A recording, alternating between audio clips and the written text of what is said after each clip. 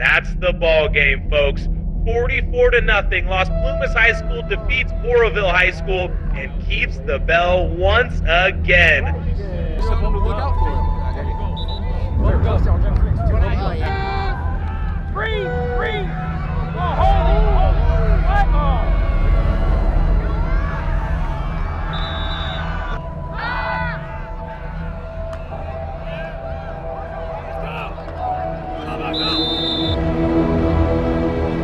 Oroville is coming into this game 42-19, but on a losing streak of 5 years. They've seen no chance of victory in the last 5 years, but could they take it home this year? Is this the year for them to win it all?